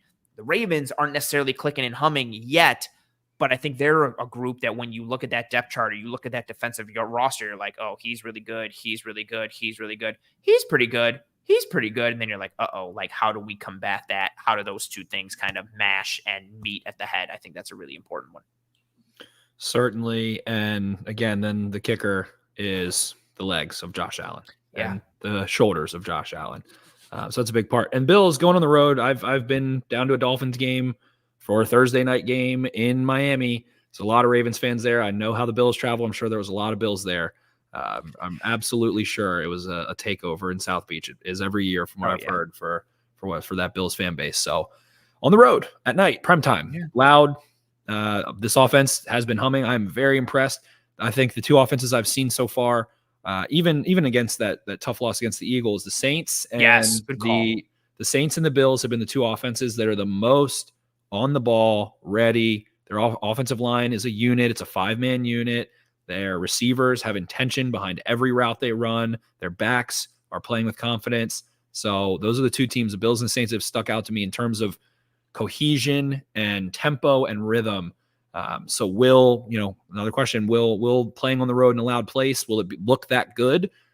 I've seen it look good before. Like I said, the Bills have already come here. It was decently loud, and we're able to come back against the Ravens, who have blown a lot of fourth quarter leads at home here. So, the big issue, can you make Josh, if you get a lead against Josh Allen, which, hey, maybe you don't, maybe the Bills play from in front, maybe there's a turnover, this, that, or the other, but if the Ravens can get a lead, you've already experienced this death once from Josh Allen, and you mentioned, I think, such a good way of putting it, scheme versus talent, but then the talent is Josh Allen. And Josh Allen is the most talented player on that side of the field of anyone. So that's the kicker for you. And again, that's what makes it an exciting matchup. Before you go, one last question for you. How much, as a person who covers this team, a fan of this team, and then even maybe just from the Ravens perspective, how much does this game mean to them? Like, are they sitting here being like, we gotta go, we gotta get to 500, we want to beat another power in the AFC. They've beaten us the last couple times. They came into our place a couple years ago in the rain, and maybe we felt like we let that one slip through our fingertips, especially with how the game went. How important how important is this game to the Ravens? Or how important do you think it is to the Ravens? And then for you, how important do you think it is if the Ravens are, if they lose this game, are you like, uh-oh, or are you like, it's fine? The Ravens have struggled with themselves over the last couple of years, very much so, as opposed to their opponent. They tend to lose games by committing more penalties, having more random turnovers, by punting balls 24 yards against the Raiders, missing kicks, getting into strange timeout challenge situations late in the game. Any way that they can hurt themselves, like they like, it's very Bills-esque from the drought era, where like if you can find a way to lose and hurt yourself, the Bills would do it. And the Ravens have they've been snake bitten that way. Good call. Especially at home. It's been a big issue in home games. The Ravens have blown more home games in the last, I think, 2 years than they did in the previous 20, having a lead in the fourth quarter. So it's been a big issue. So I think that, and especially speaking for the quarterback, Lamar Jackson is concerned about the function of his offense much more than his opponent in any way, shape, or form. I think that Roquan Smith is very similar. Those are definitely the leaders on each side of the football. They don't care if they let up a big play if it was fundamentally sound and it was within their technique and their assignment. They have played a lot of games against a lot of good teams. They have lost some, they have won some, they've blown some leads, they've come back a few times. So it's Sunday night, so they're going to be fired up. I think playing against Josh Allen and Lamar Jackson makes that very special in terms of entertainment value, even for the players. Like you said, if it turns into backyard football, everyone in the world's happy. If it's Lamar running around making somebody miss and then making a play to a tight end, and then it's Josh Allen running somebody over in the red zone and flexing into the end zone, and the offensive line's picking him up and all that good stuff. That's the players know about that too, especially when it's primetime football. So I think that, to the second part of it, being 1-3 to the Ravens, I thought 0-3 was going to be really, really, really, really bad if it were to happen, because they hadn't won a game, really. And it can compound, and all of a sudden you're 0-4 or something. And it's like, oh my gosh, you got the Bills coming to town too. Getting that first one out of the way, I think, relieved a lot of stress. We've seen the Ravens reel off 9 games. In 2019, they reel off 12 straight wins. Last year, they go on a serious run at the end of the year. They hang 50 on the Dolphins. They beat up on the 49ers. They crush the Lions. They crush the Seahawks. They lose to the Steelers, resting all their starters in the final week, and then they beat up on the Texans. They played a really good stretch of football for a long time. So if the Bills win this game, which I think is certainly possible, I think anyone who says otherwise is nuts. Very good quarterback, very good team on both sides here. So that's why it's the spread will not be very high.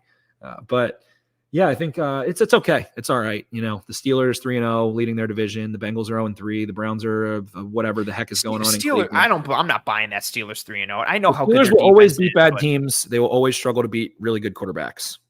I like that. Yeah, they will always outcoach bad, poorly coached teams. Mike Tomlin will always have them more discipline. If it's low scoring, they will always win. They will always win 8, 9, 10 games. They will always beat up on bad teams. It's like the circle of life.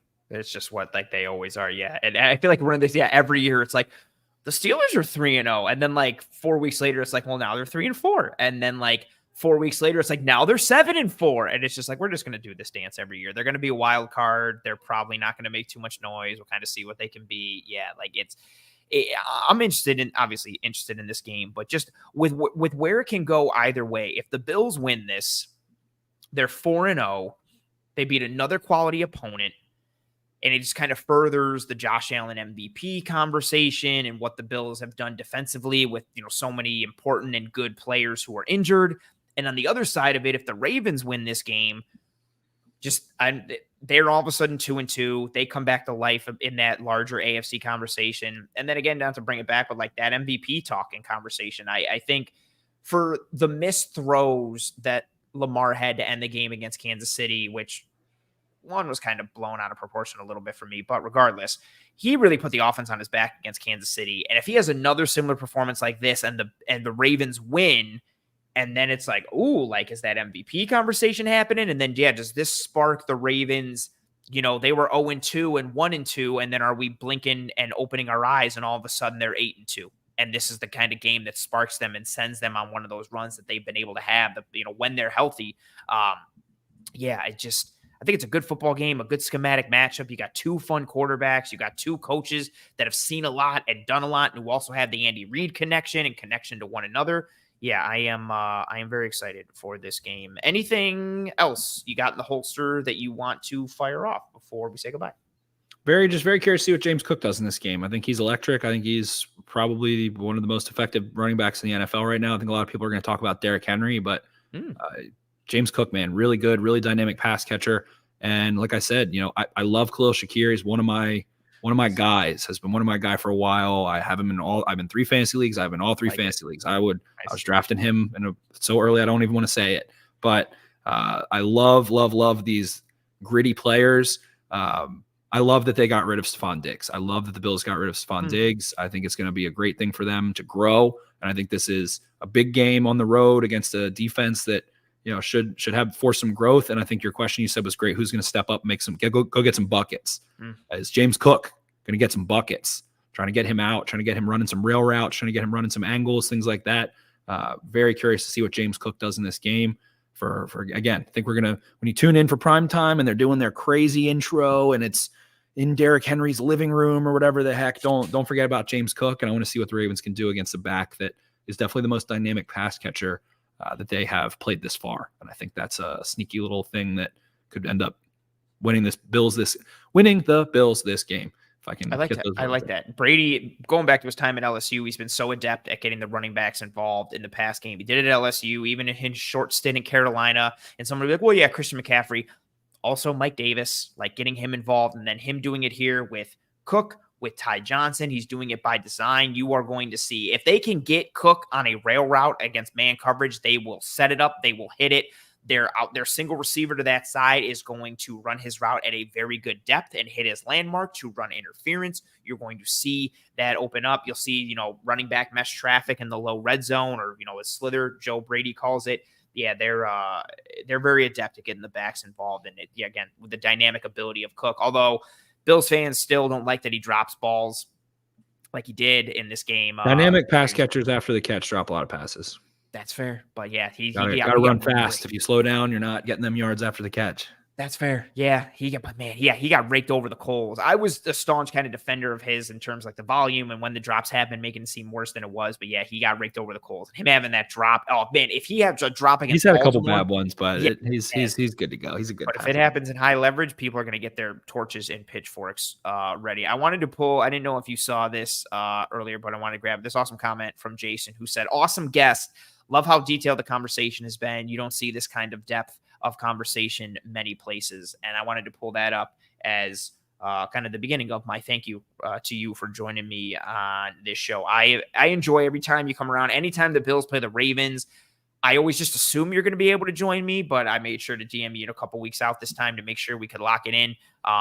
You are one of the best follows on Twitter, just for football stuff in general, but especially for Ravens stuff. I just genuinely enjoy you as a person, your content, and then every time you come here, the conversation's awesome. I had a blast. This was a really good time. So I wanted to pull that conversation or that comment there from Jason. And in case people don't know who you are, what you do, where they can find you, all that kind of stuff, floor is yours. Plug yourself, anything and everything you got, whatever. Sure thing. You can follow me on Twitter at Ravens for Dummies, the Exit 52 podcast. Former NFL scout, online digital with Sports Info Solutions. I worked at PFF for a little while. Love football a long time, so feel free to come and follow me. My predictions here, I'll say for this game, I'll leave you guys with this. Okay. As of now, and before the injury reports, things like that, I think the two things we talked about, the rhythm of the Bills offense and how well orchestrated it are and how well their defense plays as well right now. I think when you ask me, what is this Ravens team? I said a work in progress. I think the Bills are a couple steps ahead right now in terms of who they are, what they want to be. So I do, as things stand, I think the Bills take this game in Baltimore. I live in Baltimore City. I go to every Ravens game. If you ever find yourself in Baltimore and want to know where to go, please feel free to DM me on Twitter. I am always trying to spread the good word. Baltimore's a fun town. Fells Point has a bar, if you are heading down here, called Admiral's Cup, that is a Bills bar that a lot of folks typically go to when the Bills come to town on Saturday nights. A really fun bar, 150 years old, right on the water in Fells Point, which is a nice area. So if you're ever visiting, feel free to DM me. I have some lists of things that they'll send to people on Twitter that help them around the city. And with that in mind, I'm going to say this. I think the Bills take this one. I think the Ravens head to Buffalo in the playoffs this year in the divisional round. That is my bold prediction. Round 2 in the divisional round. Man, I can't look that far forward. I refuse to. Like, the superstitious person in me refuses to look far I can't even look towards like week 5, let alone like playoffs, but I like that. I think that's very fair. I think the Ravens head up to Buffalo this year in the divisional round. That'll be my prediction. I'll leave you guys with. I'm waiting for everybody to kind of find their footing a bit in the AFC, and if they do, it's just such a dogfight in the AFC. Can't wait to see the Bills Texans following week. Yeah, I'm excited for this 3-game stretch for the Bills. Not even just from a Bills perspective, but from a football perspective. Bills Ravens, Bills Texans, Bills Jets, all 3 of those on the road for the Bills, just kind of testing your mettle further if you're the Bills team, but then also kind of we get some moving and shaking a little bit with the AFC. And even though, again, it's early, start to maybe see some seeding and things playing out a little bit. Again, folks, you heard it here. If you are going to Baltimore to attend this game, hit up Spence at Ravens for Dummies on Twitter. That was very kind of you to kind of be a source of information, or it could be a trap and a setup, and you're going to give people horrible information and send them to like where they film The Wire, and just everybody's going to be like, oh my God, like, where are we? Where's this 150-year-old bar? They're going to look out and be like, oh no, this is where like Chris and Snoop put all those bodies.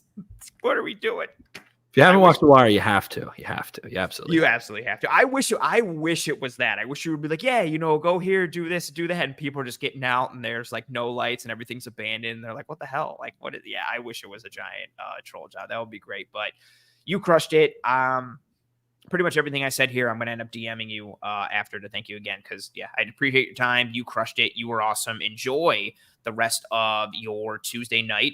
Enjoy the game on Sunday and enjoy your Baltimore Orioles in the playoffs. Anybody but the Yankees. I wish you the best. Anybody but the Yankees. Orioles win 5-3. Shut down the Yankees there. Right there you go. I'll take it. Orioles just clinched a playoff berth, I believe. So there you go. Enjoy it. Awesome. Thank you so much, Ann. I appreciate you. I'll talk to you, my friend, and looking forward to a fun primetime game. You guys are on back-to-back ones. It's gonna be a sleepy Monday for you guys, one way or another. I've got a sleepy Tuesday, a sleepy Monday. Yeah, it's rough over here.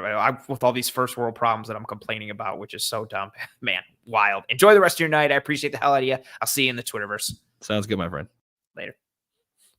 Awesome guest, Mr. Spencer Schultz. Appreciate the kind words from you folks in the chat for Spence. He is legitimately a good dude, knows his stuff. You can see it, the way he talks ball, scheme, structure, data, all those kind of pieces. I was really excited to have him on for this episode. I messaged him a couple weeks ago. Sometimes I kind of fly by the seat of my pants a little bit when it comes to the guests, but I had this one locked and loaded, and he delivered as I anticipated and as always.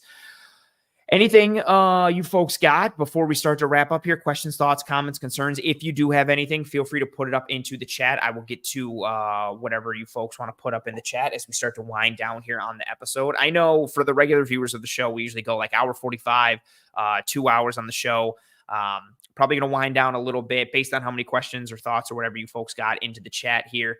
I'm looking to do another separate video potentially later tonight or early tomorrow, breaking down some stuff from Bills Jags, film breakdown, similar to kind of what I did last week where I did top 5 plays from Bills Cardinals. So maybe doing another top 5 things, top 5 plays for Bills versus Dolphins. So maybe doing a top 5 thing for Bills versus Jags or another specific element, some specific pieces of that. Was going to do it on the back end of this episode, but decided to kind of just do it on its own thing. Also have the film room coming with air tomorrow and just this Monday night game flowing into Tuesday. It's got me all wonky. I see a super chat coming through from Joel. Appreciate you for being here, Joel. Thank you for the super chat. Joel says, so what is this? His thoughts on the woman that wanted to leave her husband for Josh Allen. Oh, was like one of the signs in the stands? I don't know if there's something serious or something troll based, or if it was, I think I saw a sign in the stands briefly that reflected this during the broadcast, but I don't remember. If I'm not remembering this correctly, feel free to put it up into the chat. And if it is something kind of like serious or that I should know, I apologize for not knowing it. But thank you for the super chat and thank you for being here. Yeah, the sign in the stands. I don't remember what it said. I remember seeing it briefly and almost I was gonna come back. Yeah, Joel says yes, the sign in the stands, and then Johnny saying it too. It was a sign, exclamation point. I was gonna rewind and go back. And I was writing down a note for something in the game, and then I kind of just stopped and didn't go back to it. That's super funny. You know what's what is also funny tying into this? I saw when was I? I was at camp 3 of like the first 4 days, and the first day, some woman was yelling for Josh Allen to like sign her kid. And the second day, there was a different woman who was yelling for Josh Allen, and she was like, I'll leave my husband for you, Josh. I'll leave my husband for you. I mean, I think it's just the aura that he's got right now. Dude is crushing it on the field and gets the people going, gets them excited. I think that's fair. You know, it is what it is, I guess. Oh, man, I wasn't expecting that question. That's funny. Richie saying if the Bills limit Flowers and Henry, the Bills will win 27-21. I think that's fair. J-Dub saying having a couple running backs who can line up as wide receivers and run routes and a couple wide receivers who can line up in the backfield and pound the rock is a cheat code. Yeah. Again, that's part of the value in guys like Curtis Samuel and James Cook, this element where are they going to align? How are they going to align? And then you tie into all that with all the pre-snap motion and coverage indicators and all this stuff. It's really why, you know, Joe Brady has done such a good job playing on the front foot schematically and setting this offense up for success. Nikki saying, here's a question. Is Derrick Henry really worth $8 million a year? Still, James Cook, Ty Johnson, and Ray Davis doesn't add up to that. I'm going to talk a little bit on both sides of my mouth here. Like, from an on-the-field play style perspective, Alvin Kamara is one of my favorite players in the league. But I also don't really believe in paying running backs just because of what you can get for cheaper or from a depth perspective or for that amount of money in terms of multiple guys. The way I always put it is I have no problem paying a running back if you are close to a championship already. So if I'm the Ravens, I had no fine. I had no issue kind of throwing that money at Henry. Like, you're close. You were in the AFC championship last year. You were the 1 seed. You got an MVP caliber dude at quarterback. You think this will put you over the edge? Fine. I'm not paying a running back to start, like, to be a core piece of my team that's building or going somewhere. It's similar with the Saquon Barkley piece. Like, Philly has been a good team. They fell apart last year. I'm cool if you think the running back is the guy that pushes you over the edge and opens up things for you a little bit. But overall, I just don't think the return on investment is there given what you can kind of scrape together. Again, no disrespect, because there's a lot of really good running backs out there, but it just seems like you can find like a street free agent and they're serviceable as like a running back, or you can get a guy in the 3rd round, 4th round, 5th round, or even like the Bucs are getting good production from like Rashad White and Bucky Irving. None of those dudes were like high profile running back picks. I think you can, this is going to make it sound bad, but like cobble that position together without sacrificing significant draft or financial capital. But I'm fine with it if it's a team that, thinks they're close to the mountaintop and they're trying to do that to push them over the edge. I think, or similar to what the Niners did, right? They were close. They traded a bunch to get Christian McCaffrey and they thought it would put them over the edge. They went to the Super Bowl. They lost in overtime, and the year before, who knows? Maybe they go to the Super Bowl again if Brock Purdy doesn't get hurt in Philadelphia. I'm fine if you think it's the last little piece to push you over the edge, but I'm not using it as like a core foundation. Like, if I'm a team that went 4-13 and I have a bunch of money in free agency, I'm not making a running back one of my high profile signings. Oh, Nikki's saying, here's the sign. I just got married, but I'd leave my husband for you, Josh. Nice. Man, that's wild. Especially too, if like someone sees that, like, I don't know if she was at the game with the husband, but imagine if like you're watching that at home and you're like, oh my God, that's so-and-so and so-and-so. Like, or if he's not there, like, do you have to explain the joke or is it serious? Like, it just opens you up for a lot of conversation pieces that I would not want. Oh man, wild. Walter saying, no, it's true. She finalized the divorce and Alan made me his man. Everybody's out. The chat is out of control. Oh, Joel saying the husband was right next to him or her. That's wild. I mean, it's obviously in on it. That's just weird. It just opens you, man. Fandom, whatever it is.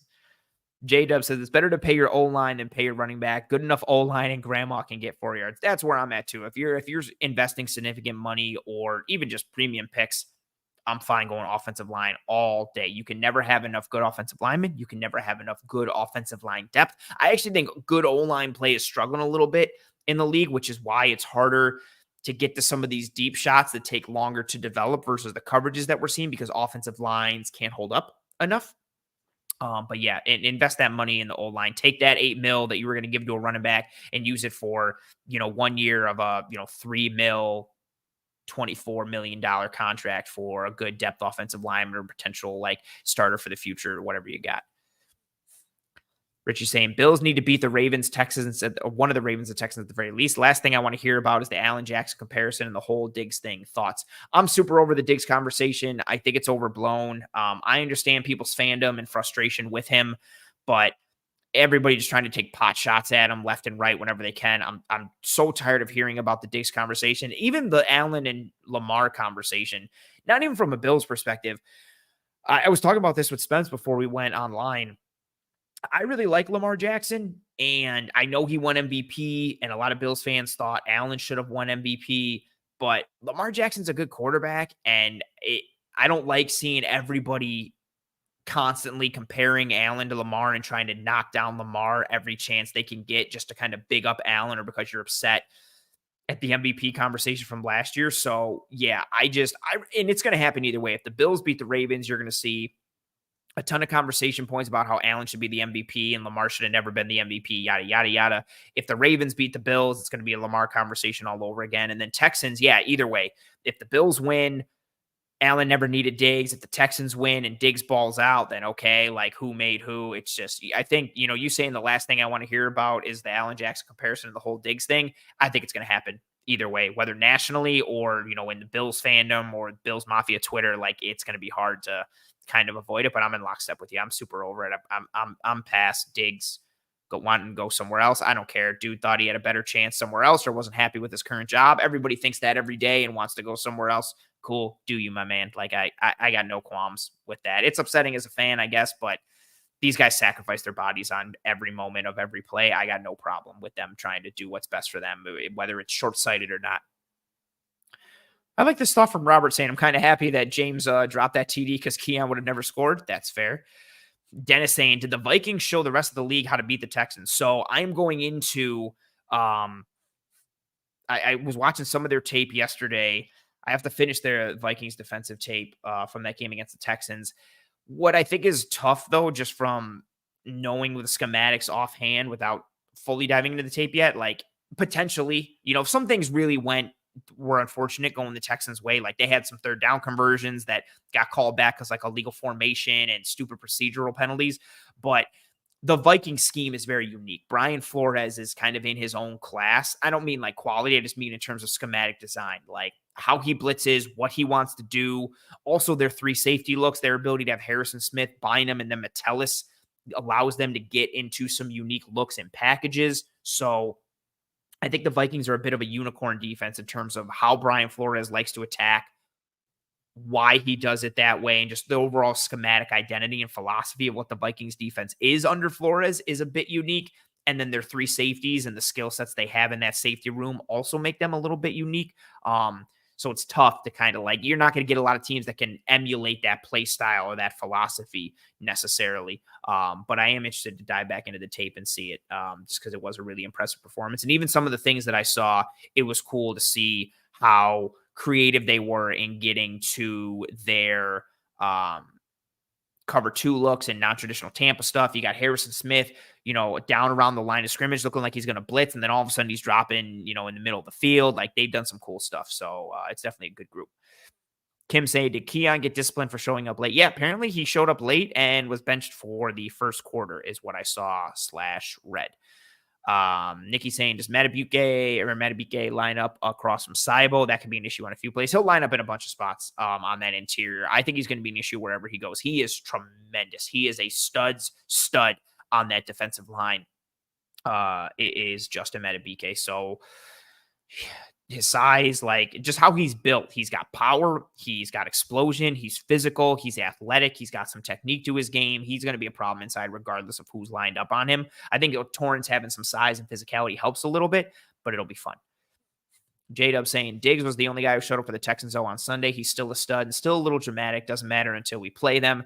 And then Jeremy saying, for real, though, I don't agree with Diggs' attitude. However, he helped guide this ball club, his rise to the top while he was here.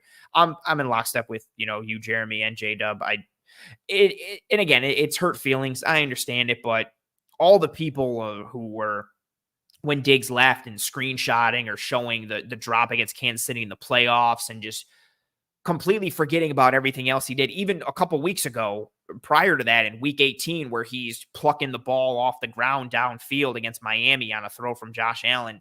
I think there was a lot of revisionist history with everything with Diggs when he left and how he left. And again, I understand it and I understand where it comes from, but he was a really great player while he was here. And even a lot of the current Bills still speak highly of him in ways that aren't necessarily coach speak or just generic talk, just to give generic talk. I still think he's a very good football player. I don't think he's washed. And again, I understand the hurt feelings of him, like kind of wanting out potentially and then going elsewhere. But I just compare it to like a regular life. Like, how many of us work our day jobs and think, man, like, I want to go somewhere else for my job or apply for other jobs while we have our current job. And that's basically what he did. Like, I don't fault a dude for thinking he has a better shot at success, either mentally or championship wise on the field. Like, however he defines success and happiness, I don't fault a dude for thinking he can go find it somewhere else and then trying to go find it somewhere else. Whether he's right or wrong, I don't know. I don't really care. Like, do you like chase happiness in whatever form or fashion it comes in, especially in something like football where your next play can be your last play on the practice field in a game. You never know. Like, guys run a route and their ACL or Achilles pop. Like, you never know when you're going to be diminished goods and when your last play is your last play or your last chance is your last chance. So yeah, whoever wants to chase the bag or chase happiness or however they define it, more power to you. Do you? Yeah, it's fair. Mr. L. Trell says, I'm done with the national media except those that actually watch the tape. Don't care about the eye test from grifter pundits. I mean, I agree. Fair. Nikki's saying, I'm sure Allen's just happy his wide receivers aren't dropping balls and getting open. Allen just seems like he's in such a better headspace. Been like that since TC. Yeah, I mean, I think a lot of his dudes, but I mean, he's had guys before that I don't think guys getting open and dropping balls was a huge issue before, unless this is a shot at Diggs, maybe. But he does seem like he's in a better headspace. I think he took the Diggs trade and the opportunity to kind of refocus himself. And I think he kind of wanted to prove something to everybody, whether it was to Diggs or himself or the national media. Like, I think he refocused. He came into this season and training camp and preseason, everything. He looked slimmed down. He looked trimmer. His mechanics are in a lot better shape. Granted, he didn't have, the arm injuries this offseason like he had in previous ones. Maybe that stopped him from doing some of the offseason work. He just seemed refocused and retooled in a lot of ways. And whatever was the impetus for that, awesome, because he looks a lot better mechanically and mentally playing quarterback from the neck up. He just looks very sharp physically and mentally. Adam says, how do you feel about Bass if it comes down to needing him to be the difference? Not confident. I think it's a 50-50 shot on whether he makes any type of kick. 30-yarder, 40-yarder, extra point, 50-yarder. I'm not confident. And the Bills trying out kickers last week worries me a little bit for sure. Nicholas saying, happy Victory Tuesday. Happy Victory Tuesday, Nicholas.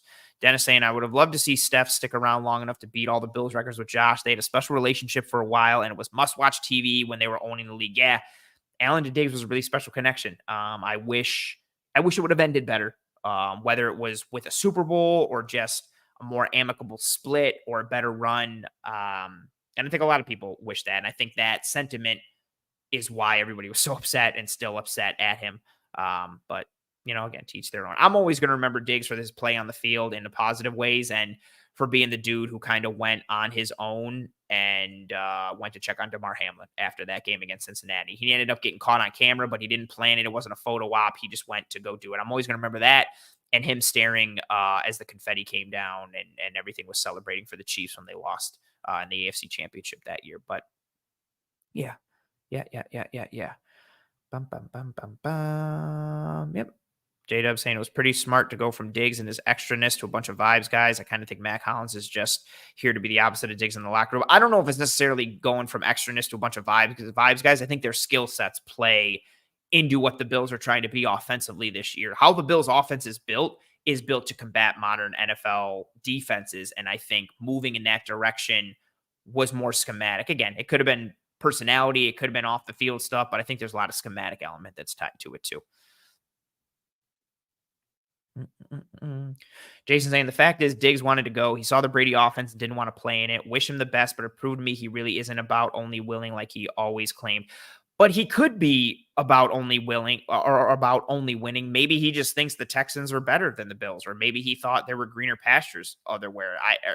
I don't think it's necessarily that he doesn't care about winning or really isn't only about winning, but maybe he thought he had a better shot with the Texans. Maybe he thought playing with Collins and Dell and Stroud and Slowick and their offensive line and what they had going there, maybe he thought that was a better opportunity for him. And again, not that you can necessarily always guarantee that, but I think winning is of extreme importance to him. And there's some other elements to him. I don't know him personally, and it's hard to read into on and off the field stuff and merge the two, but it could just also be that, who knows? Maybe he thinks there was a better opportunity elsewhere. I don't know. I'm not going to try to get in the mind of somebody or read into who the person is based on-field activities. Dude grinds super hard and he gives everything he can when he's on the field. I wish him the best wherever he goes. Again, for dudes who kind of put their body on the line and who did well and did a lot while he was here.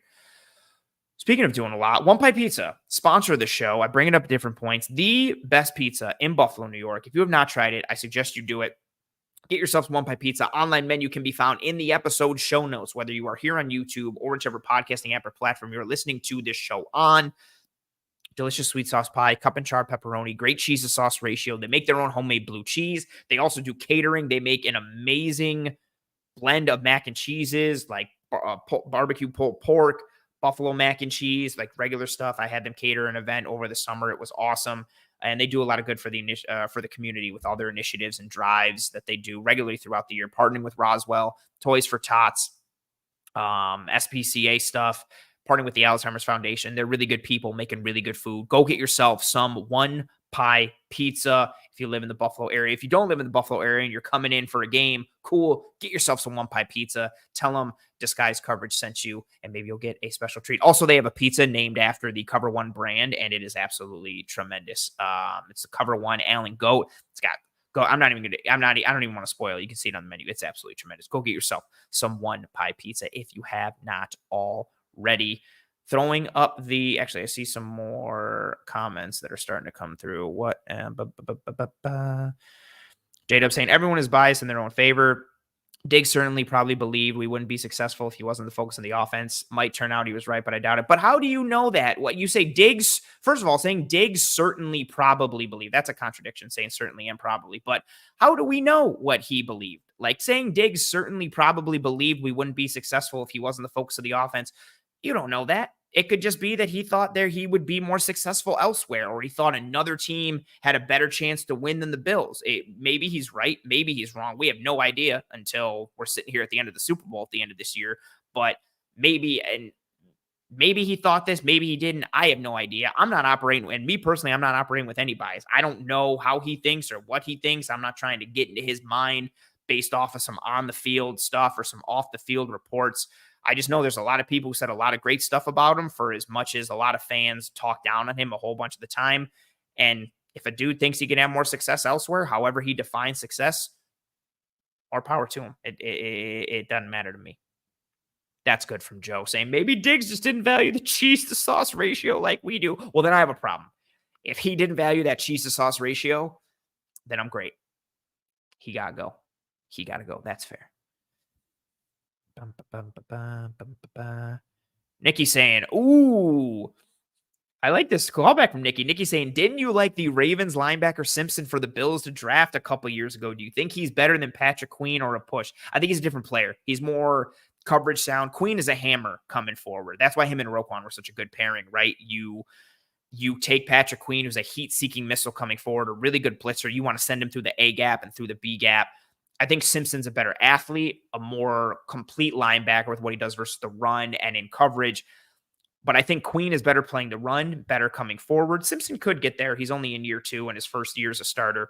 But I think Simpson is more athletic, better in coverage, Queen is the better guy coming forward and playing the run right now. We'll see what happens for Simpson. But yes, I did like him for the Bills to draft a couple of years ago. I wanted him. The round that they took Dorian Williams was the round that the Bills, I believe, or that the Ravens took Trenton Simpson. And we were doing the live show.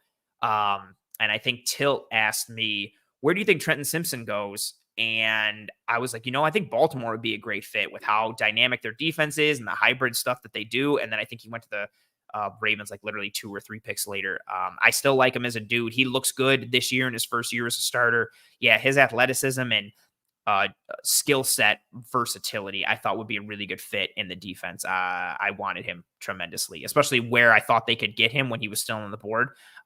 Yeah, good times for him.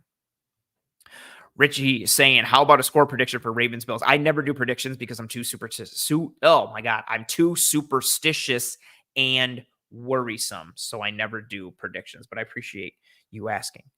Oh, this is good from Nikki saying Diggs didn't like the pop. That's funny.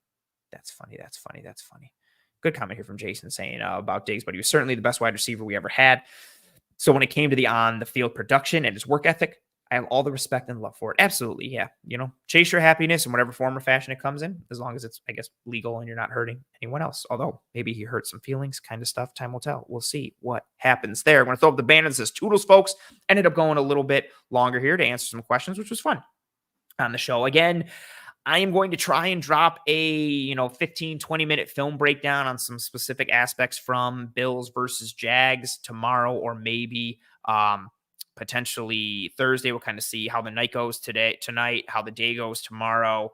I got the film room with Eric will be dropping tomorrow, and then also got work stuff and life stuff. So we'll kind of see what happens as we go forward here. Oh, awesome poll. 2 awesome polls. Great from Jason saying Ant won't even respond to text during a game where we're up by 30, afraid to curse it. You are absolutely correct, Jason. This is in reference to Greg Tomset texting me last night to go over some stuff for the post game. I was on the post game show with him and Aaron briefly while Aaron was on site at the game live. And yeah, Greg texts me. And so I don't text or answer phone calls during games. And even with the Bills up by a lot late in the fourth, Greg texts me and I did not answer his text. Yeah, I take no chances. Awesome poll here with what the Cover One Allen Goat Pizza is. It's red sauce topped with goat cheese, chicken fingers, mozzarella cheese, red onion, and bacon.